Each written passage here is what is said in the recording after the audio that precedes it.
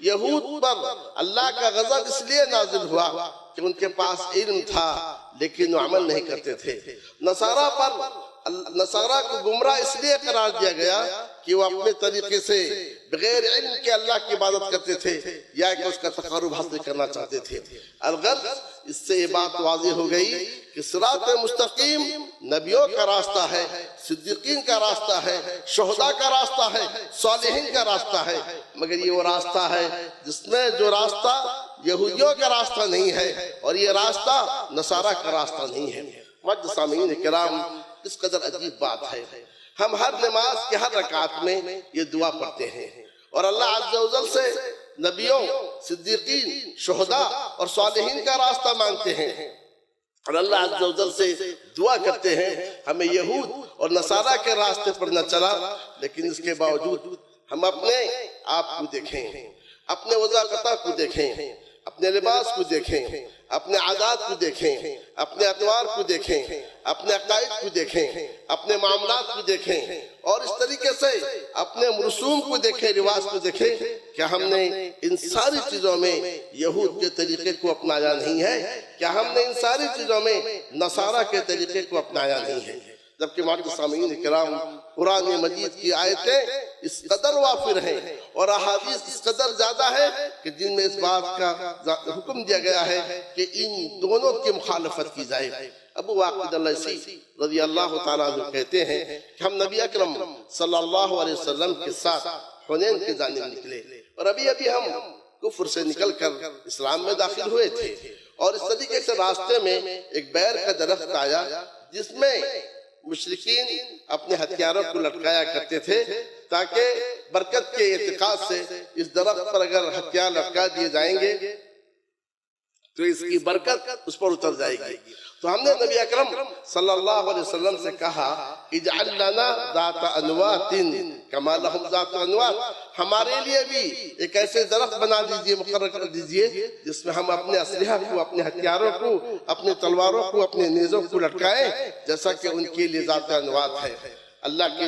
نبی صلی اللہ علیہ وسلم نے فرمایا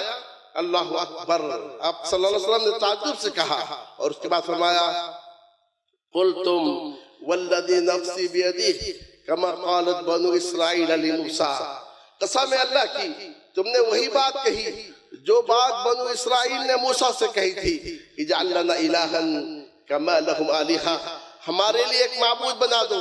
جیسا کہ ان کے لیے معبود ہیں۔ پھر آپ صلی اللہ علیہ وسلم نے فرمایا لَتَرْكَبُنَّ سَنَنَ مَنْ كَانَ قَبْلَكُمْ، کہ تم اپنے اگلوں کے راستوں پر چلو گے، یعنی یہود کے راستوں پر چلو گے، نصارہ کے راستوں پر چلو گے، جیسا کہ آج ہم اپنے آپ کو دیکھ رہے ہیں۔ نبی اکرم صلی اللہ علیہ وسلم نے کس حد تک ان سے دور رہنے کی، یہود و نصارہ اور مشرکین کے مشابہت سے دور رکھنے کی اپنے امت کو کوشش کی، اس کا اندازہ اس سے لگا سکتے ہیں کہ ایک صاحب اللہ کے نبی صلی اللہ علیہ وسلم کے پاس آئے، کہا اے اللہ کے نبی صلی اللہ علیہ وسلم کہ میں نے یہ نظر مانی ہے بوانا نامی جگہ میں چند اونٹوں کو ذبح کروں۔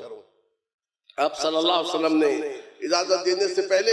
اس بات کا استفسار کیا هل كان فيها وثن من اوثان الجاہلیہ، کہ بوانا میں جاہلیت کے بتوں میں سے بت پائے جاتے تھے، دور جاہلیت میں کیا یہاں بت رکھے ہوئے تھے؟ پھر آپ نے فرمایا جب کہا گیا نہیں تو آپ نے فرمایا هل كان فيها عيد من اعيادهم، کیا اس بوانا نامی جگہ میں ان کی عیدوں میں سے کوئی عید منائی جاتی تھی؟ اب بت نہیں ہے، اب عید منائی نہیں جا رہی ہے۔ کیا پہلے کبھی یہاں بت رکھے ہوئے تھے؟ کیا پہلے کبھی یہاں جاہلیت میں عید منائی جاتی تھی؟ جب کہا گیا نہیں تب آپ صلی اللہ علیہ وسلم نے فرمایا اوفی بنذرک، اپنے نظر کو پورا کرو۔ اس سے اندازہ لگائیے کہ کس حد تک نبی اکرم صلی اللہ علیہ وسلم اپنی امت کو ان کی مشابہت سے روک رہے ہیں۔ صوم عاشورہ نبی اکرم صلی اللہ علیہ وسلم جب تک مکے میں تھے رکھتے تھے، کیونکہ اہل مکہ ابراہیم علیہ السلام کے بقیہ ادیان پر تھے تو آپ صلی اللہ علیہ وسلم ان کے مطابقت کرتے تھے۔ لیکن جب آپ صلی اللہ علیہ وسلم مدینہ منورہ تشریف لائے اور عاشورہ کے موقع پر دیکھا یہود بھی روزہ رکھتے ہیں تو آپ صلی اللہ علیہ وسلم نے یہود سے پوچھا ما ھذا اليوم الذی تصومون فیہ، آخر آج تم روزہ کیوں رکھ رہے ہو؟ انہوں نے کہا کہ بڑا مبارک دن ہے، بڑا نیک دن ہے، یہ وہ دن ہے جس روز اللہ عز و جل نے موسیٰ علیہ السلام اور بنو اسرائیل کو فرعون سے نجات دی تھی۔ موسیٰ علیہ السلام نے بطور شکریہ روزہ رکھا تھا، اس لیے ہم روزہ رکھتے ہیں۔ تو آپ صلی اللہ علیہ وسلم نے فرمایا نحن احق بموسیٰ واولی منکم، ہم تم سے زیادہ موسیٰ کے مستحق، موسیٰ کے قرابت دار اور موسیٰ کے قریب ہیں۔ آپ نے روزہ رکھا اور صحابہ کو روزہ رکھنے کا حکم دیا، لیکن آخری عمر میں جب آپ صلی اللہ علیہ وسلم کو بتلایا گیا کہ انہا یوم تعظمہ الیہود، یہ وہ دن ہے جس کی تعظیم یہود کرتے ہیں، تو آپ صلی اللہ علیہ وسلم نے ان کی مخالفت کا حکم دیتے ہوئے فرمایا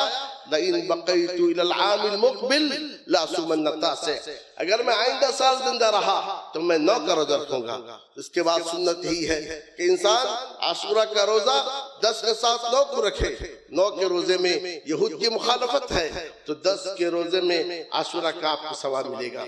یہود کی عادت یہ تھی کہ جب ان کے گھروں میں عورت ناپاک ہوتی تھی، ماہواری میں ہوتی تھی، نہ اس کے ساتھ نہ اسے اپنے برتنوں میں کھانے دیتے تھے، نہ اس کے ساتھ کھاتے تھے، نہ اپنے گھروں میں رکھتے تھے، باہر کسی جگہ اس کے لیے علیحدہ جگہ بناتے تھے۔ اس پر آپ صلی اللہ علیہ وسلم سے پوچھا گیا تو یہ آیت نازل ہوئی یسألونک عن المحیض